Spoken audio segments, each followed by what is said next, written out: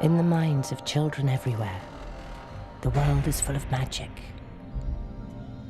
Fictional wizards from Merlin to the Wizard of Oz have long amazed us. Now Harry Potter has captured the imagination of a new generation.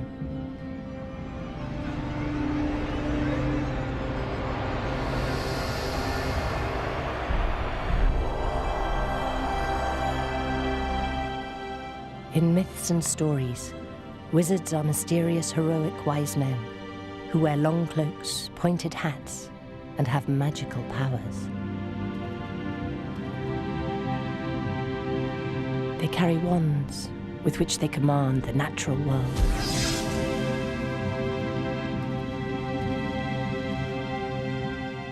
They can transform themselves into animals.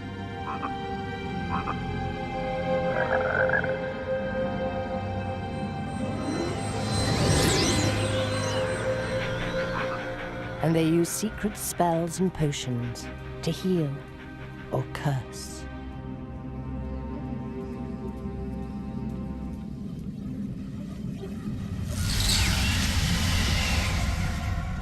But where do we get these ideas?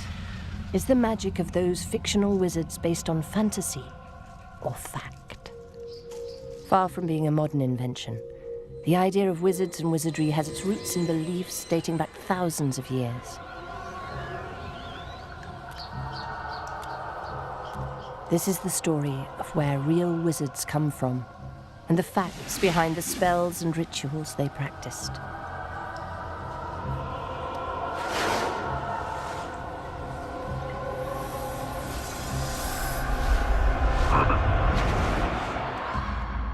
This is the amazing story of real magic.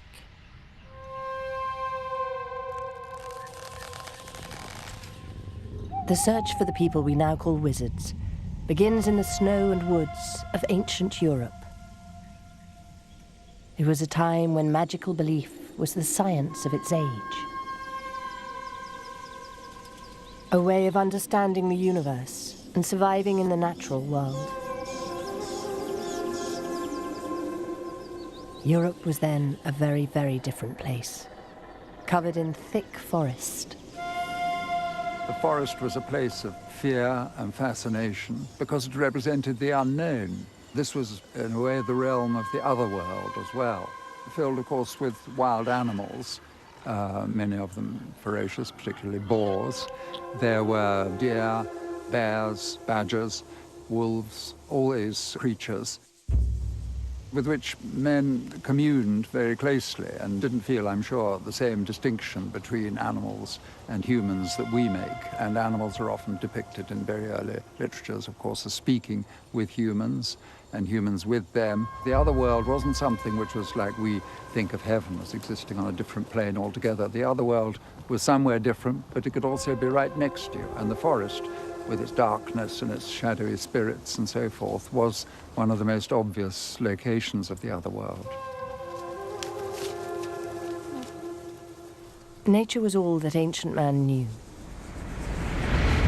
In Britain, where many of our ideas about fictional wizards come from, people's beliefs were based around the natural world and the idea that the animals inhabiting it had spirits. People also relied on animals caught in the forest for food.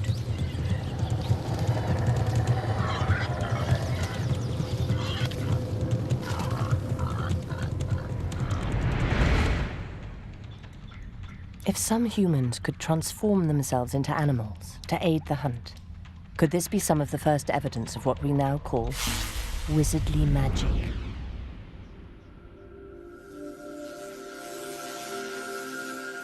About 9,000 years ago in Britain, somebody took a deer skull and punched holes in it to turn it into a mask. This means that somebody was able to put it on their face and transform themselves into a deer.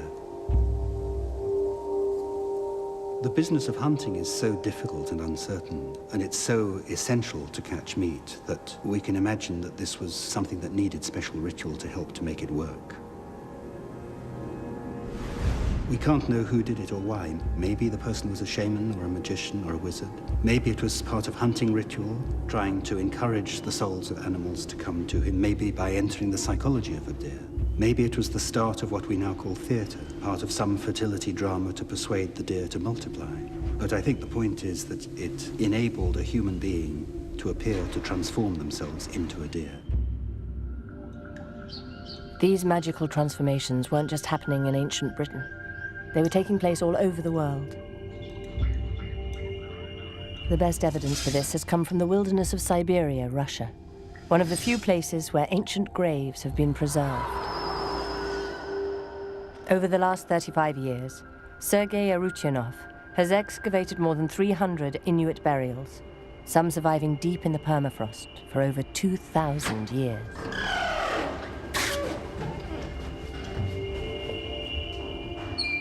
The excavations landed extremely rich material and shed new light on the mythology of these people some 2 millennia ago.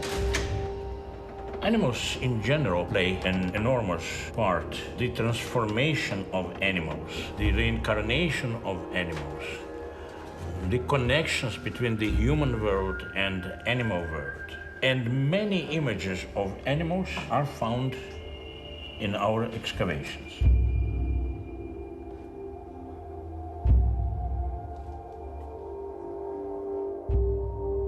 The Eskimo believes in the unity of the human world and the animal world. It is a single world where one kind of animals can transform themselves into other kinds. So a polar bear can become a human being, and a human being can become temporarily a polar bear if he is a strong shaman. It could be that the shaman is at the very heart of our exploration of what we now think of as a wizard. And there are some shamans still practicing today. Shot during the last 20 years, this rare film documents the life of a modern Siberian shaman. A shaman's job is to serve a community, to take hunting. It's very important to understand the psychology of animals, to be able to persuade them to give themselves to you, to be able to outwit them perhaps if they don't, to know where they are. And one way of getting this special knowledge is actually to turn into these animals, much like wizards and magicians in other traditions. And that comes through the state of trance. Shamans reach that state most especially by drumming and other forms of rhythmical activity. But they may be other things. They may dance, they may fast or take psychotropic drugs. And all of these things are said not to distort your vision, but in fact to enhance it and to make it clearer and more real. This headdress covers her eyes, and it represents that she is seeing with a second sight into another world, into the world of ultimate reality. They believe that the cosmos has layers. They believe that the shaman is traveling from one layer to another. It's very difficult to control the shaman in that state. So the assistants have to hold on to her to prevent her from flying off into a kind of spiritual hyperspace and being unable to get back again.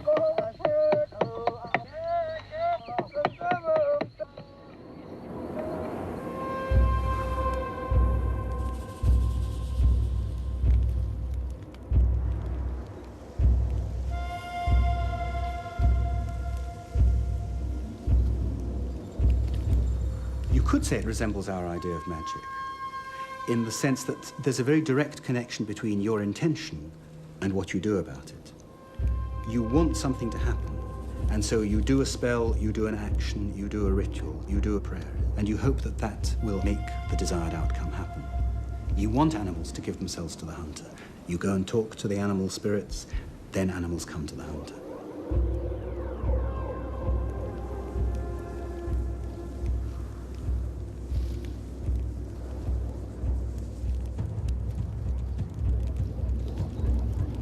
The shaman is somebody who has this additional knowledge, which everybody else needs to draw on.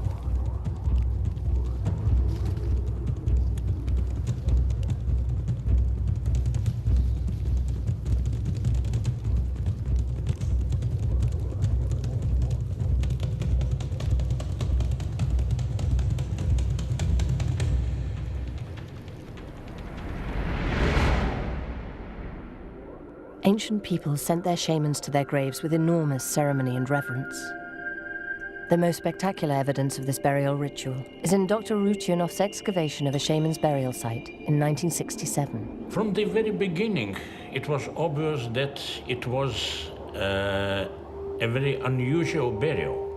It was obvious that somebody or something very precious should have been hidden in this excavation that needed to be preserved so thoroughly. From the top, it was covered by huge wooden slabs. The skeleton was crushed so badly under the weight of the slabs that the team couldn't tell whether it was male or female. As they carried on digging, they stumbled across a terrifying symbol of the shaman's power. We suddenly saw under it, quite clearly, somewhere between the knees of the skeleton, a mask with a frightening grin. And our Eskimo friends, when they saw it, jumped back, shocked, and said, "Don't touch it, it's death."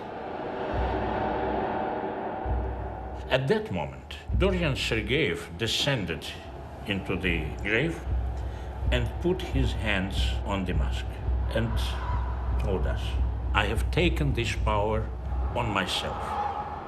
Perhaps other people can also touch this mask." But they didn't touch it. Archaeology has proven that these shamans, these ancient wizards, really did exist. It also provides evidence for the real origins of that favorite instrument of a mythical wizard's magic: the wand.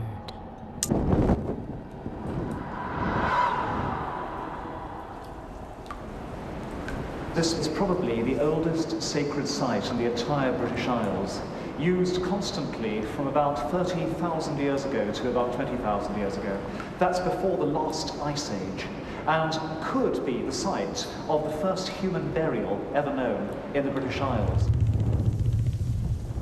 What's really unusual about the cave is the ivory wands that seem to have been made there or broken there. We're talking here about the time when human beings first become human, the very, very first time when they have ceremonial burials, they bury people properly with goods, they make art, they seem to be able to think religiously, spiritually. This person was a sorcerer, somebody so powerful, a wizard of his time, that he was put in the greatest ceremonial place of the entire landmass. And they broke the ivory wands, the sign of spiritual power, and put them in with him, and dyed the whole place blood red to give him a good rebirth in the afterlife, and left him. What function might the wand have had in aiding a powerful wizard? The wizard's wand is his most potent tool. Everybody knows how it feels when you eyeball somebody, you point at them. Wants you, yes, you! With a wand, you extend that. It's a much, much more powerful finger or arm with a mind stuck in it. It's an object which, rather like a lightsaber or a ray gun, projects the human will directly. If the first clues to the origins of wizardry are found with the ancient shamans, the next evidence comes with the real-life inspiration for that most well-known of mythical wizards, Merlin.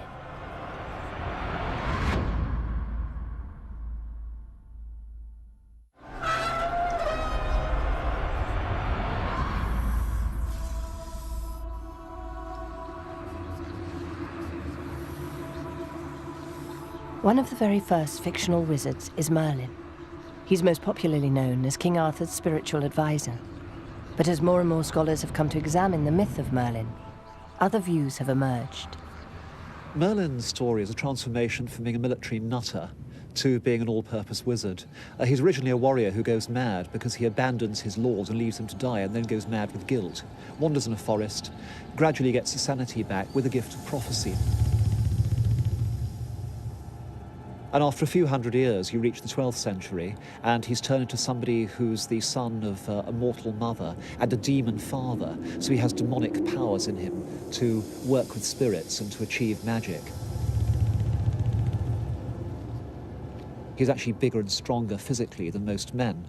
And we roll on another couple of hundred years, and he's become the ultimate wizard, the person with the great books of spells who understands how the world works, who knows how the future's going to be. For one man, tracking down the truth behind the wizard Merlin has been a life's quest. I believe there's some very strong arguments to support the idea that there was a real Merlin, that he lived up in the north near Carlisle, on the banks of the Solway, which was a very wild region indeed in those days.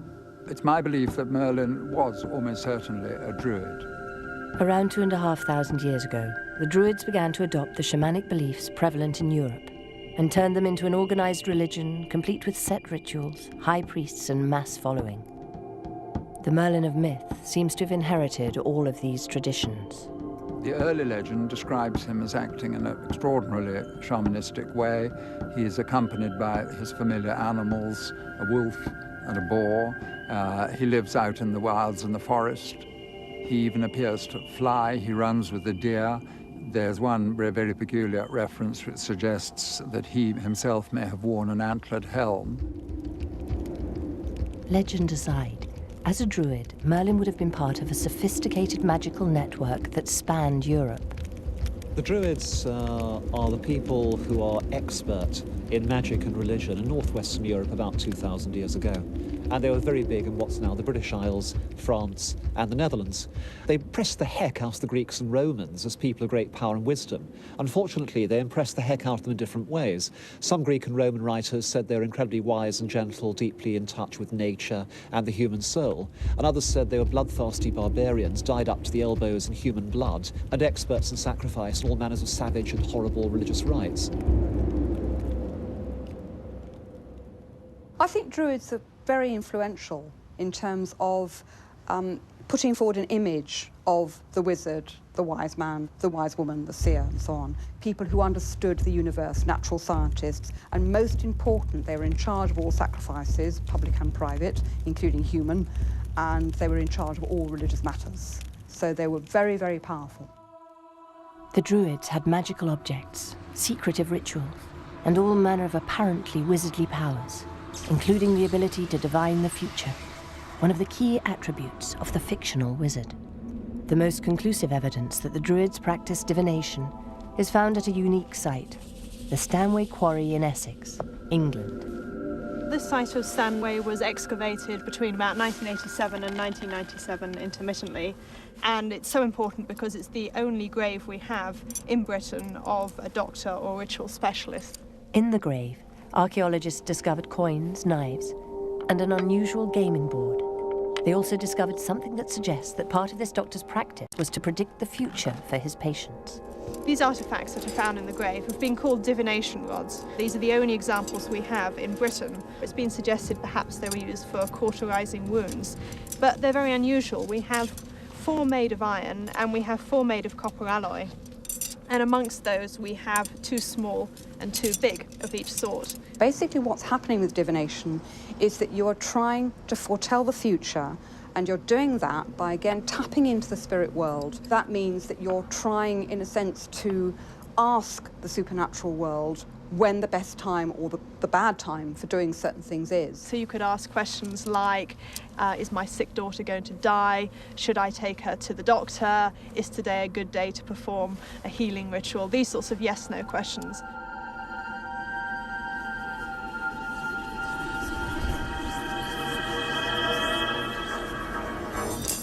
How a druid doctor may have interpreted the tools of his trade remains a mystery. Of course, we've got no idea how to read these. We don't know what they mean. They could mean something, they could point in a certain direction. They might say, there's a witch living in the village in this direction, and she's the one who made you ill. They might perhaps say precisely what's wrong with you. Even in the grave, the rods appeared to be imbued with symbolism. They were placed in a very particular way upon the board. There was an iron rod placed across the board like this, and just behind it was a small iron and a small copper alloy rod, and the rest were placed in a bundle over here. And it might be that this particular arrangement had a particular reading. Perhaps, I mean, it might symbolize death, but I think what we can say is that the way everything was placed out upon this board was very significant. The gods themselves were seen to be powerful because the spirits could influence the way the gods fell, and it's probably due to the magical powers of these gods that they were actually placed in the grave. And in this way they wouldn't have been inherited by anyone else. They were so magical, so powerful, they couldn't have been touched by anybody else. They had to be buried along with the person who owned them. Divination is power. If you've got that kind of knowledge, then you're a very powerful being. Those who could do it, those in the know, were tremendously powerful because they were the people on whom the whole of society depended for the best time to sow crops, to reap crops, to go into battle, for a royal marriage or something. All of these things would be in the hands of a few individuals who were able to divine. Not all Druid ceremonies served such a benign and practical purpose. Some of the most revered Druid wizards were themselves subjected to the most gruesome of rituals.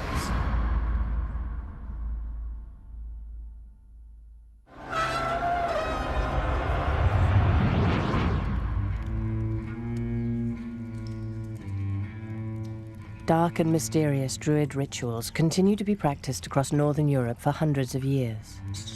The most amazing evidence for these beliefs is found on an artifact that is familiar to every fictional wizard: a cauldron. The Gunderstrup cauldron, a huge silver bowl, was found in a bog in Denmark, where it had been left 2,100 years earlier. The Gunderstrup cauldron is completely and utterly unique. It's made up of 13 inner and outer plates, and they seem to represent a kind of mythical journey or story, because each of the plates is carved with engraved and punched drawings of what appear to be supernatural scenes. Well, this cauldron shows several interesting scenes. On the outside are several gods and goddesses, but the most interesting part is the inner side. One of the scenes shows a group of people, some walking on foot, some of them with war trumpets, others on horseback, and this row is moving towards a very tall figure, and this tall figure holds a smaller figure upside down above a kind of cauldron. Full of fantastic, supernatural, half-human, half-beast. It has an antlered god, it has a ram-horned snake, it has people wearing necklets or torques, it shows figures of animal sacrifice, it shows figures of people flying or swimming to the other world.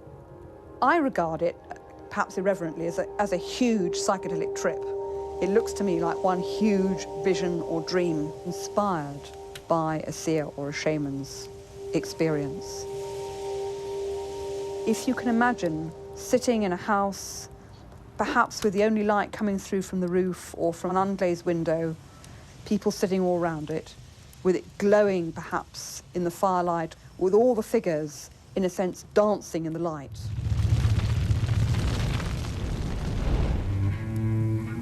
It would be shimmering, it would be filled with red wine, with blood or something like that. And the whole thing would be an intense visual experience.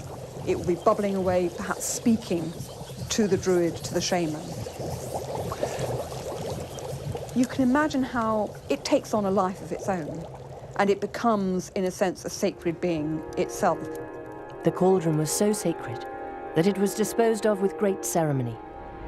It was kept for several centuries or decades, dismantled first and then placed very reverently on a little dry island, cast as a votive offering in the middle of a marsh. The watery marshes and bogs that span much of northern Europe 2,000 years ago were regarded as holy sites by the Druids, portals into the other world, the spirit world. The Druids had a belief that the other world was very similar to this world, but a mirror image of it, and better. And in a way, water encapsulated that. By looking into water, you can see reflected the sky, the stars, trees, and so on. And you can perceive that as being that other world. They seem to have been special places, repositories for people wanting to offer things to the gods, either to ask them for something or to thank them for something. I think we're very lucky that that people in the distant past brought all those objects to the bogs.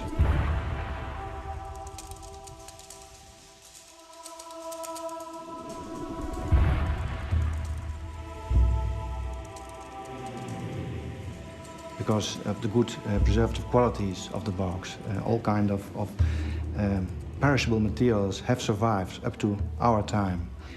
So this gives us a wonderful window to the past. During the Iron Age, at least, most people, we think, were cremated, and there's no record left of most people.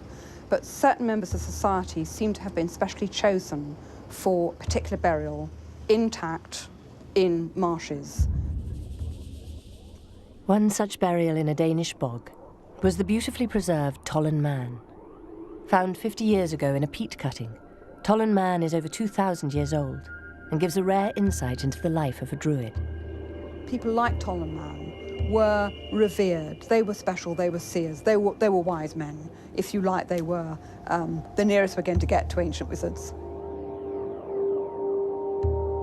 Well, he's a man in his 40s or 50s. He has a beard stubble. I suppose he was rather clean-shaven when he died. I mean, the skin shrinks a bit after that, so the beard stubbles come out. You can see his hands, and they are almost only bones. But some of the bog bodies have manicured nails, and this has led some to think that these were not ordinary farmers, but members of the elite who didn't have to do manual labor. There's some pieces of clothing with him, his cap, his fur cap, and his belt. And we don't know whether he was put in his grave, so to speak, with only this, or whether he had some other garments which decayed. We've got the archaeological evidence that people wore trousers, jerkins of leather, but often a long leather or hide cloak. And so there's this, you can imagine how the idea of the wizard perhaps grew from that. Not only that, but we've actually got some evidence from bog bodies like Tollen Man, for instance, that pointed hats were worn, because Tolland was wearing a birch bark helmet, which seems to have been a rather sort of pointed shape. It's quite possible that people thinking about imaging wizards would have gone back to antiquity to see what sort of things were being worn.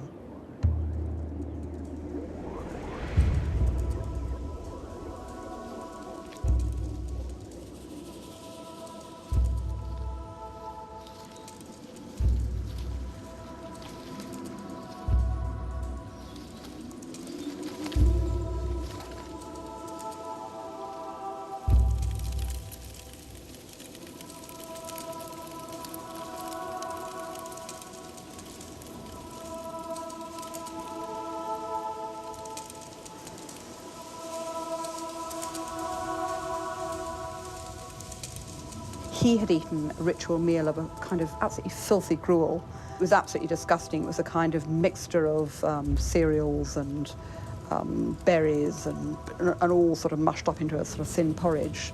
Very, very unappetizing, but clearly of some kind of symbolic significance. Again, a number of different wild and cultivated cereals and seeds, and most importantly of all, a large quantity of ergot.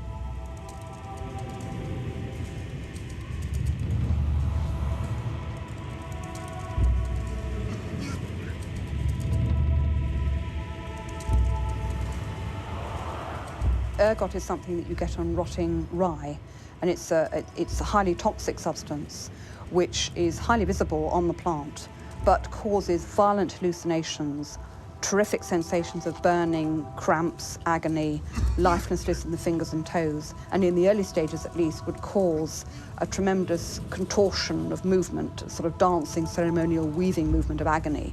And the idea that Tollen Man would behave like that, he would be regarded as being possessed by the spirits. Whether or not he'd ingested the substance deliberately or accidentally, he would have behaved like something possessed by devils or possessed by the spirits.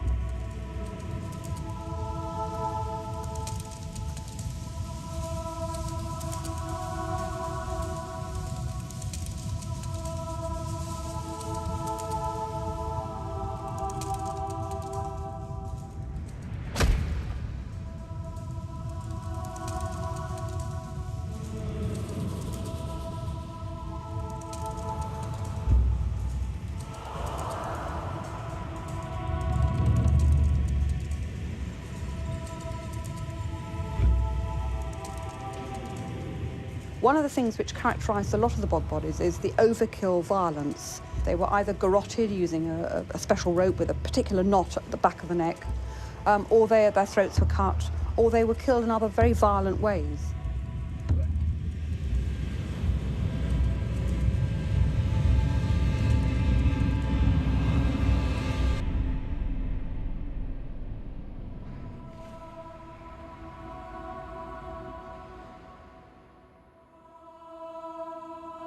The interesting thing about Tollen Man was that somebody had gone in and, in a sense, laid him out. They didn't just leave him in the position that he was, in the sort of contorted attitude that he would have been in when he died. Somebody went into the bog after him, arranged him in a sleeping position on his side, closed his eyes.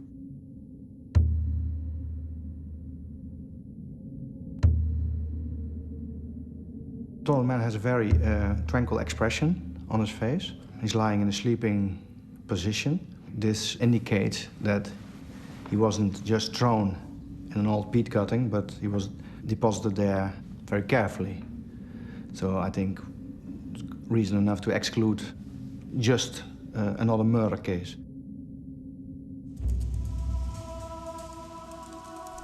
If Tollen Man was, in fact, an ancient wizard, who killed him and why? There's some evidence to suggest that some people volunteered themselves for sacrifice. People who wanted to remain within their communities and be able, still after death, to advise people to maintain that link with the spirit world. Maybe Tollen Man actually volunteered himself to stay with his people and act as a link between the ancestors and the earthly world after he died. In that earthly world, wizards were about to face a challenge to their authority. Christianity.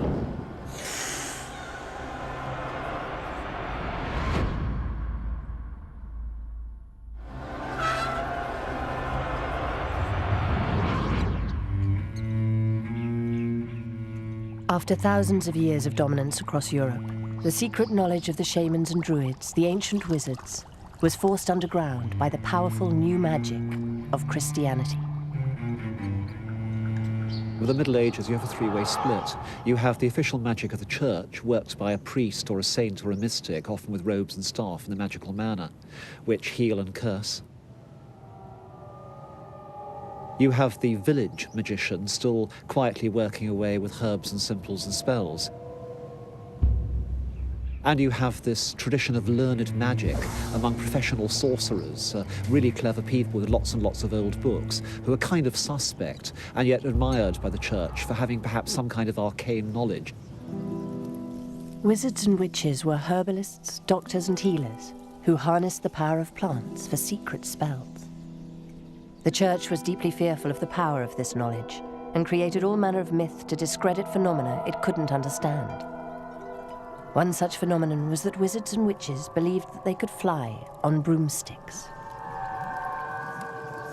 For a long time, people used to laugh at the idea that there could be such a thing as a flying ointment. Witches and wizards who were interested in mind-altering drugs found that actually using them by delivering them through the skin in ointments, they could actually slow down the uptake of these rather powerful substances and get the hallucinogenic effects without actually poisoning themselves. The witches and wizards would often lie by the side of a hot fire, and that would actually melt the ointment and therefore increase its effect. And they'd probably sweep up the embers of the fire, so they'd always be found with a broom lying next door to them.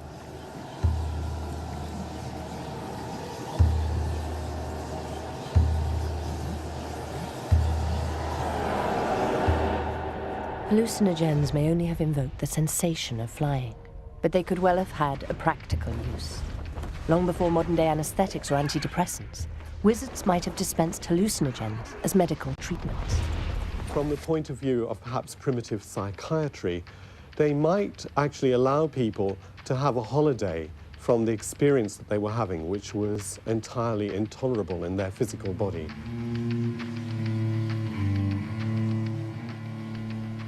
One of the many plants used to make flying ointments was mandrake, renowned for its powerful qualities. Mandrake is extremely toxic, and it's also quite hallucinogenic, apparently. And probably this made it the most sought after, because it was the most dangerous and also the most mind-altering of the European plants. One extraordinary legend grew up that if you actually dug mandrake out of the ground yourself, it would scream so loudly that anybody hearing the scream would immediately die. So they used to attach a poor dog to the root so that the dog would tear the mandrake out of the ground. Thereby, all the bad effect would be transferred to the poor dog.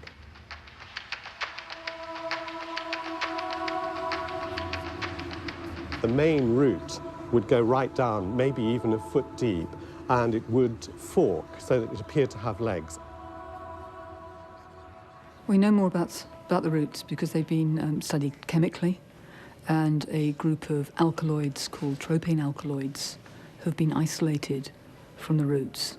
And it's these compounds that were thought to be, and most likely are, responsible for the effect it would have on somebody, being able to get them into an excited state. Only now are we beginning to explore the science behind the mythical qualities of mandrake. By breaking down the root and extracting its constituents, scientists have discovered a range of active so-called phenolic compounds that make mandrake not only a powerful hallucinogen, but also a potent medical substance. These compounds could really attribute it to some of the medicinal properties of the plant. That's quite exciting because actually there's not an awful lot known about the range of phenolic compounds that are in mandrake. You can use them for anti-cancer activity. They're thought to stimulate the immune system, which could contribute to the ability of the person to fight diseases. Not all of mandrake's properties would have been known to ancient wizards, but they certainly knew it held potent magic. Mandrake contains 3 very powerful alkaloids, and they can produce very dry mouths, double vision, but they also hallucinogenic, and they can put people in a coma, they can make them sleep, and they can clearly make people have visions, which is what people took these things for when they were involved in visionary activities, healing, witchcraft, and the like. The herbalists, the doctors of the Middle Ages, were accomplished chemists.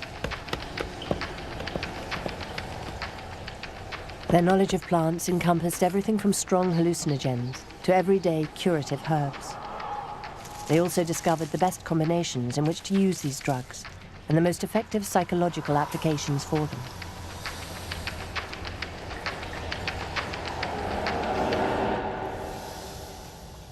Some plants, like St. John's wort, appear to have the ability to bring light into the darkness, and people were afraid of the dark. In the winter months, it seemed mostly dark, and during those dark hours, people worried and they felt under attack. So they used to use such plants tied to the bed or tied to the front door, which they felt would somehow bring in light into the house and ward off evil spirits. And there were many such plants, vervain, St. John's wort, mistletoe, of course, which was a famous plant used by the Druids as a holy plant, because it's a plant that's carried from tree to tree. It never touches the ground, and it appeared, therefore, to signify that it had heavenly properties and might ward off evil and prevent disease. Today we know that all these plants have rather interesting medicinal effects. There are lots of very good clinical trials, for example, showing that St. John's wort is rather good for fighting off seasonal affective disorder. SAD is what people get in the dark winter months, depressed. It would seem that until recently, medieval herbalists had been far more accepting of the power of plants than modern Western medicine. Only now have pharmaceutical companies begun to exploit fully the properties of these ancient herbs.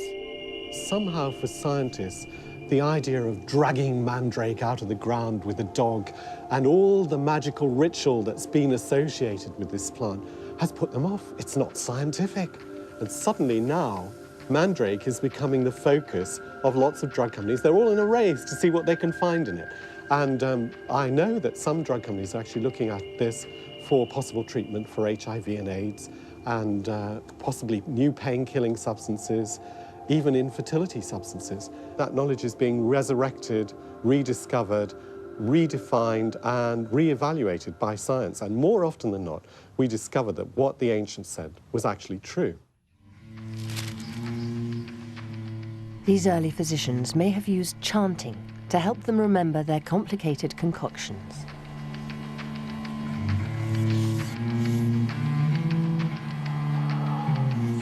The recipes were often secret and they were handed down, and so the chanting of the recipe would remind the doctor exactly what had to be done in what order and when.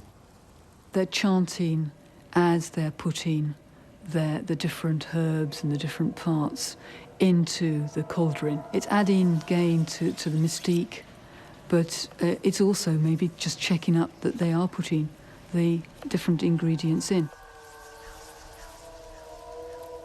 Even the spells, recited by fictional witches and wizards, could have their basis in fact. It's thought they were used in healing rituals to create a psychological and physical effect on the patient.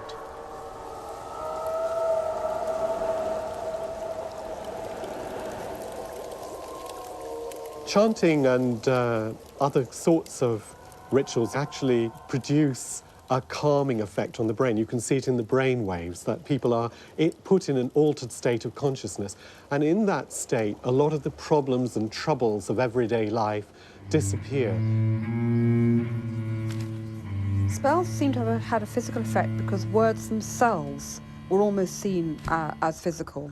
One of the pieces of equipment of a shaman in traditional societies is power over words.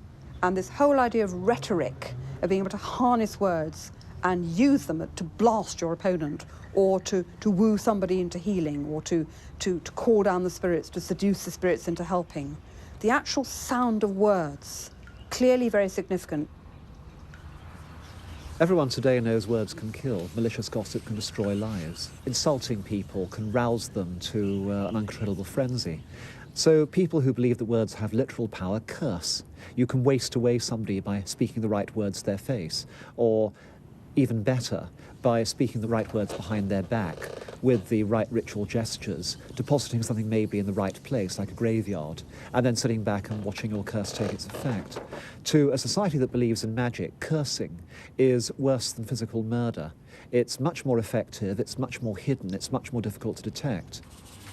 In the medieval period, we've got evidence that druids were so skilled in making spells, and the spells were so powerful that they even caused physical scarring on the people they were aimed at.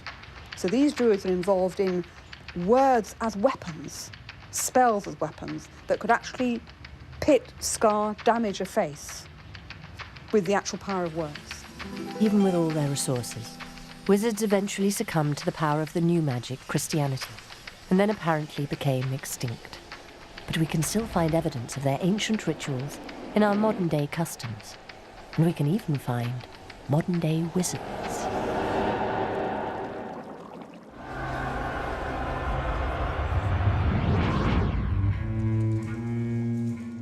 Wizards were long ago consigned to fiction. But despite the fact that we now live in a seemingly unmagical world, in which nearly everything has a scientific explanation, magical beliefs and rituals from thousands of years ago still persist. One of the most magical celebrations in the Druid calendar took place after summer had ended and before the long, cold winter set in. It was a time when people had to face their fears of death during the dark months ahead. We now know this celebration as Halloween. Halloween's the great modern time which people confront magic, confront the dark, confront their own nightmares. It's actually a very, very, very old pre-Christian festival. In the pagan celebration of Halloween, we know two things definitely happened. The first is you kill your cattle and sheep in large numbers because you can't feed them through the winter, and so you salt them down. So there's great rituals of bloodletting, of slaughter, dedicating the animals to your gods. And the other thing you do is you go in for divination. In other words, you're trying to work out what's going to happen in the forthcoming season, because it is winter, the most demoralising and claustrophobic and frightening and hungry of all the seasons, and you want to know how bad it's going to be. And in between these two things, you do have a party, because after all, summer's over, everyone's come back from fighting or trading or farming, and you get a chance to exchange the stories, count the survivors, divide up the booty, and have a ball.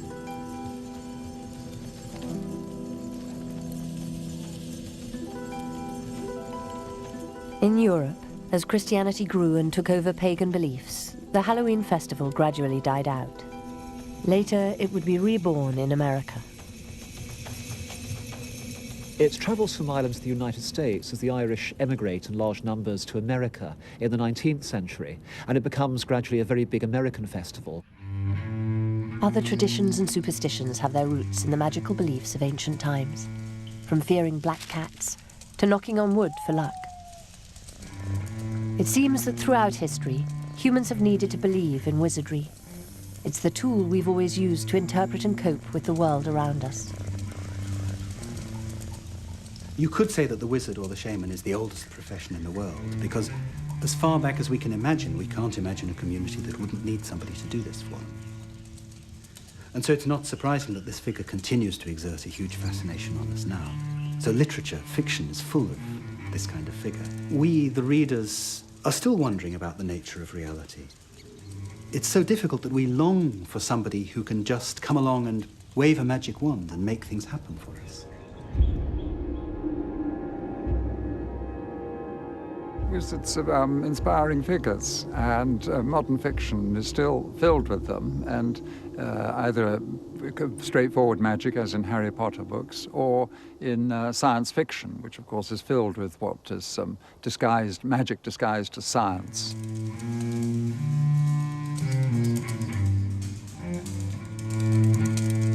The wise person was the one who could step between worlds and who could do fantastic things, and who, for whom nothing was too difficult, because they were in a sense the equivalent of gods on earth. Our needs today are much the same as those of ancient man. We still crave the power of wizards, and some believe that modern wizards may exist, if cloaked a little differently from those whose spells enchanted our ancestors. If you want to work out who are the modern-day wizards, think of that basic function of knowledge, special magical knowledge. Who today claims to know things that the rest of us don't know? Economic gurus, high-tech scientists, politicians, psychiatrists. These are all counterparts, I think, of the old shaman and wizard.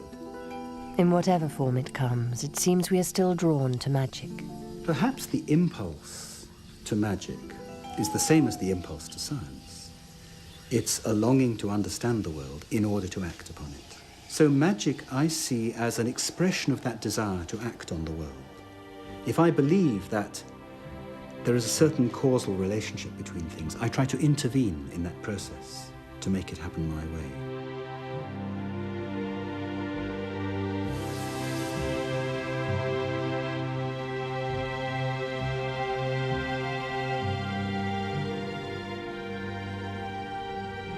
I think it is innate for human beings to want to believe in magic. We might have latent powers within us only a few people can operate. It's so exciting and so fascinating.